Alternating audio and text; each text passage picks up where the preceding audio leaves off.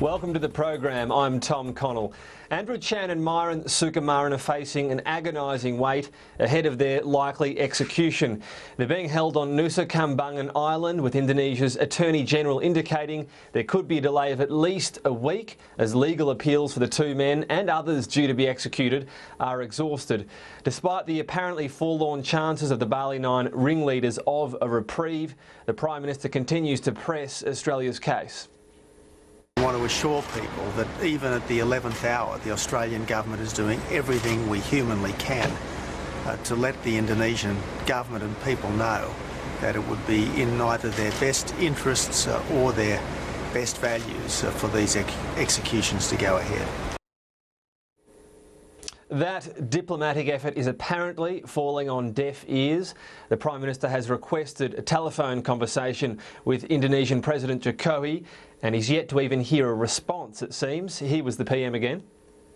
The Indonesian system has its own processes, and obviously when I put in a request, sometimes it takes a little while for that request to be acted upon. But I do want to assure people that in a whole host of different ways, we are continuing to make our position absolutely crystal clear. We are doing what we always do. We are standing up for Australia's values. For more on this, I'm joined by our political panel for this Friday. Liberal MP Dennis Jensen is in our Perth studio, and Labor MP Kelvin Thomson is in Melbourne as well. Gentlemen, thanks both for your time today. We'll start on this situation in Bali. Obviously, it appears, as I said, pretty forlorn. And Dennis Jensen, given it appears the PM can't get a return phone call from his Indonesian counterpart, not a great sign, is it? No, it's not. It's not a great sign. It's a very unfortunate set of circumstances, obviously. The Prime Minister and the Foreign Minister have been doing all that they possibly can to try to get these men not to face the death penalty, but unfortunately the signs are not looking good. Kelvin Thomson, your thoughts? Obviously this is a careful diplomatic area, but Labor lending its full support, albeit with just a slim hope, it appears. Tom, the opposition is highly supportive of the efforts by the Prime Minister and the Foreign Affairs Minister to prevent these two men from being executed. The fact that there is a delay while further legal appeals are entertained is, I personally think, encouraging. While there's life, there's hope, and we support the endeavours and efforts of the government in relation to this. I want to get your thoughts on what has been discussed before, the AFP's role in deciding to alert Indonesian authorities and have them arrested in Indonesia instead of Australia. We see every effort being made now to get clemency for these two men, or at least avoid the execution, but obviously if they're never arrested in Indonesia in the first place, it doesn't happen. Dennis Jensen, this isn't the only case in which this has happened. There was Scott Rush as well. Does this need to be looked at, given the AFP said it was simply following protocol here? Well, I mean, Scott Rush, of course, was one of the Bali 9, so that all occurred at the same time. But the simple fact is, if the AFP doesn't cooperate with authorities, for instance, in Indonesia and so on, we won't get reciprocal cooperation, and that obviously doesn't help with crime fighting anywhere. And I mean, nor should we expect that the AFP is not going to fully cooperate with other countries. I mean, would we not cooperate with the United States, because some states there have the death penalty? The question is, I guess, whether they could at least be arrested on Australian soil. You sound as though you're happy with the situation as is. Kelvin Thomson, your thoughts? I wouldn't agree with that, Tom. We have legislation concerning mutual assistance in criminal matters where we do not provide assistance in relation to countries where the death penalty could be applied, and that includes the United States, for example. There are cases where the United States seeks our assistance and we say we will only provide that assistance if you give us an assurance that the death penalty will not be forthcoming in this particular case, they provide that assurance and then we provide the assistance. So it seems to me that we should look at this in the context of the guidelines under which the AFP operates to try and ensure that we don't have this situation. I don't think we should be in the situation where the kind of thing that's happened here could happen again. Okay, look, I know this is a slightly tricky area diplomatically, but certainly something perhaps to explore down the track. I might move on to the intergenerational report, of course, released yesterday. Dennis Jensen, the real message out of this appeared to be, if we don't make the cuts that were seen in the last budget, that quantum of cuts at least, then we'll never get back to surplus. So this appears to be talking about making up for the cuts that didn't happen last time. But do you think that will actually happen in this upcoming budget, given the PM said it will be easier for families, easier for small business? Well, the point is there are two ways, obviously, you can go about this. You can do the cuts or ensure that your spending doesn't go up because obviously your economy grows, and if you ensure that the spending doesn't keep up with the growth of your economy, you effectively get to the same position where you are improving your situation with regard to outgoings and incomings, and that is the important thing, that balance there. But certainly the intergenerational... How would you like to see this next budget framed then? With similar cuts? Are you happy with bracket creep as well, possibly until 2021 or beyond? Well, all of those things obviously are in play, and I'm not sure exactly how the Treasurer and in his discussions with Treasury is looking at addressing this, but all of these things need to be taken into consideration, and obviously the Treasurer and the Prime Minister have made clear that we did bite off too much in the last budget, and that's something we've got to be cognizant of. But at the same time, we need to ensure that the massive increase in spending that we saw under Labor, we don't continue, because that is completely unsustainable.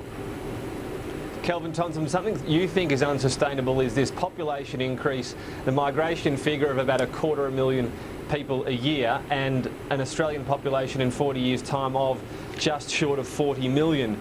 Presumably, if we don't get anywhere near that, and you have another target in mind, this figure of 2.7 people within working age, 15 to 64 years of age, per person over that age, that figure will be even worse. Is that situation sustainable?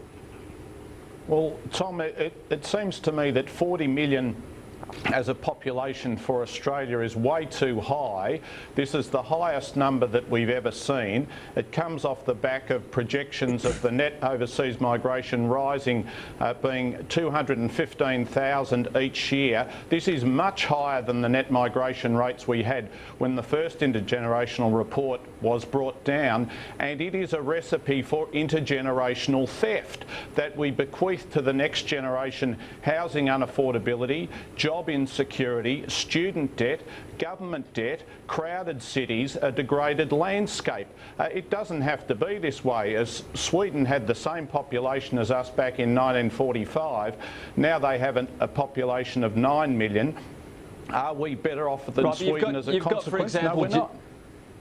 You've got, for example, Japan. Now, their population's going backwards because they really don't have much of a migration program in a net sense. The question is, similar to Japan, and they have a bigger problem with an ageing population, but can we afford to ramp or decrease our migration intake, given we all know about the issue of the baby boomers and this ageing population and the number of workers per retirees?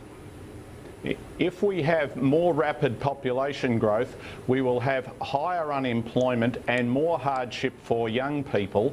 What we need to do is to have the sort of slower growth trajectories of, for example, Scandinavian countries who are in a better position in relation to issues like deficit and debt, who are in a better position in relation to education, skills, training and opportunities for their young people.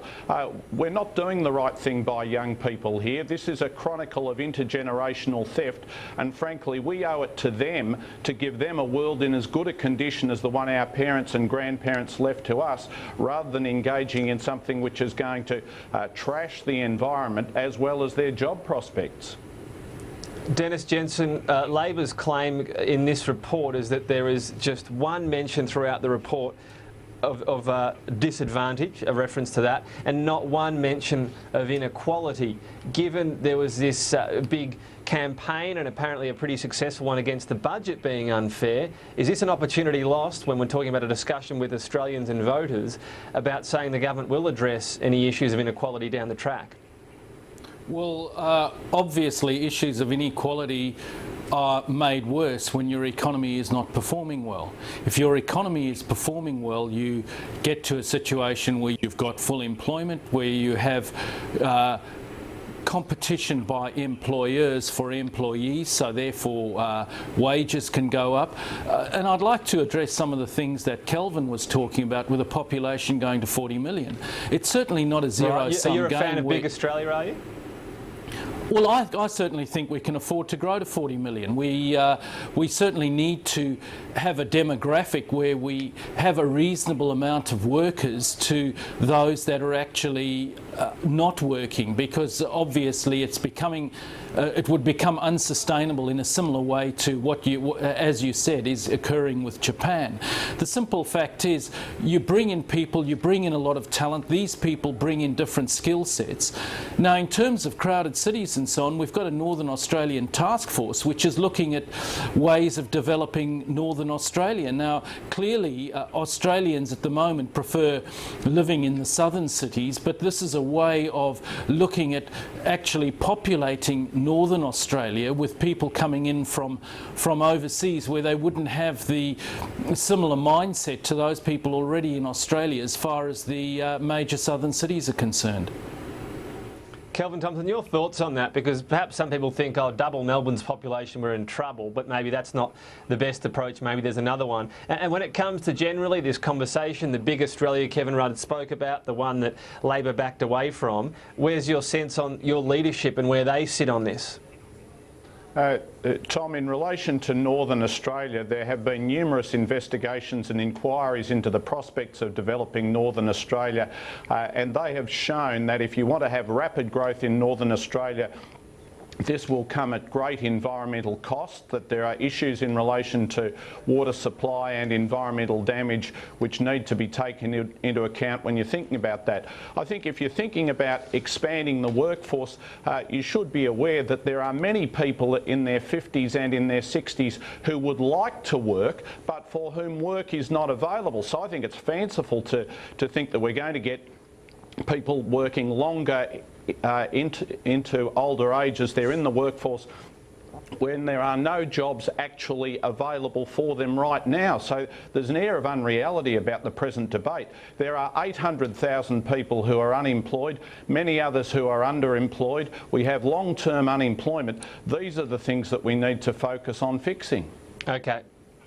Well, we are right out of time. No doubt this IGR is going to be kicked along, plenty more discussions to be had, but for our discussion today, Dennis, Jensen, Kelvin, Thomson, thanks for your time today. Good to talk with you.